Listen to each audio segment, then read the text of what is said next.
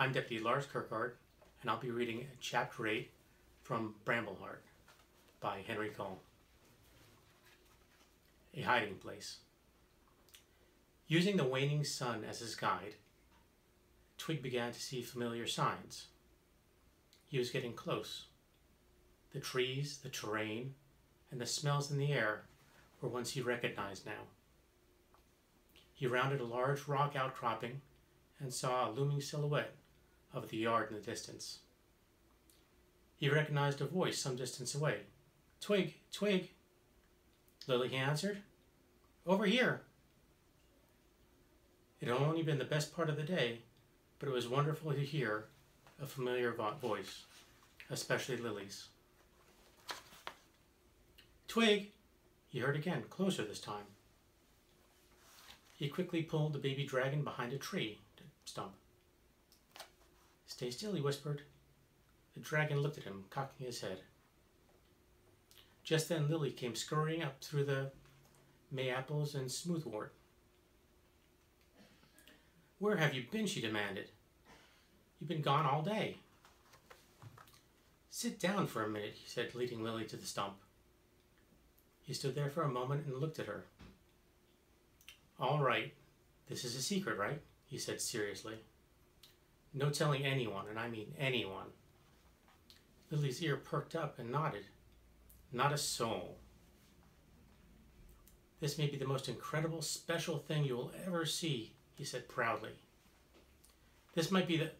Lily gasped impatiently. "What is it?" Beaming, Twig half pulled, half pushed the baby dragon out from behind the stump. The dragon lifted his head. Grrr. Lily hopped back. "Oh, wow! It's a dragon," Twig said. Lily held open her paw, and the dragon stretched out to sniff her. A snort of warm breath shot out. "Oh, he tickles," she giggled. "Where did you find him?" The dragon's tail looped and flicked.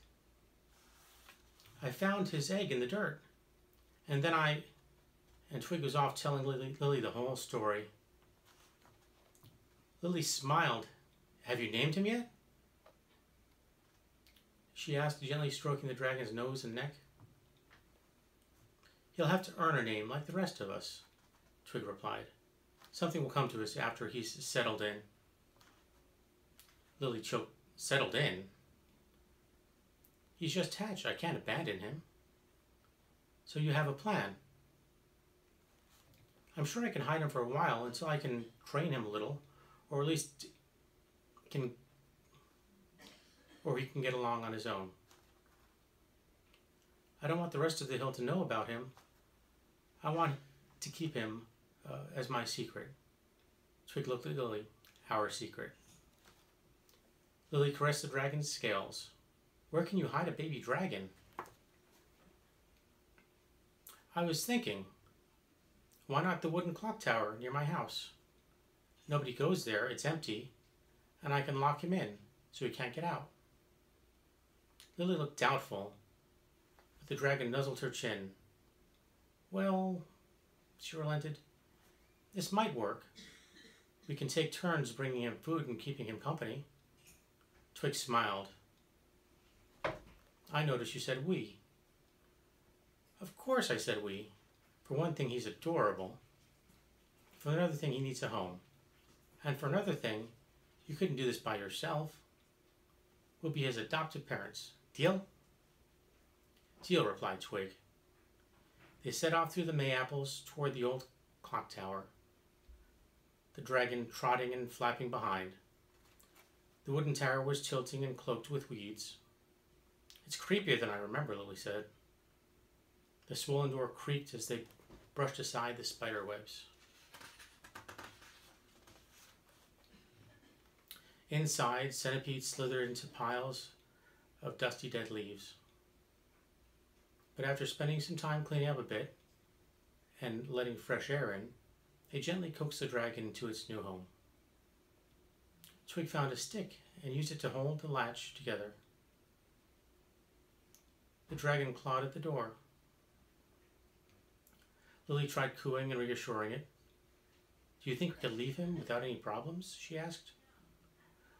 We may have to come up with a plan B. The two of them sat a little ways from the clock tower, listening to the dragon inside. They could tell it was anxious, pacing frantically around the inside of the dark place, making clicking and scraping noises. After a while, the pacing stopped. I think he's okay now, Twig said. We can check on him a little later. And bring him food, Lily remarked, as they headed home. Just your normal, everyday care of baby dragons. They parted ways. The evening shadows were falling rapidly. Twig had been away for only the day, but so much had happened. Back in his burrow, Twig stepped into his kitchen. Olive's elderberry pies had cooled. A good ending for an eventful day.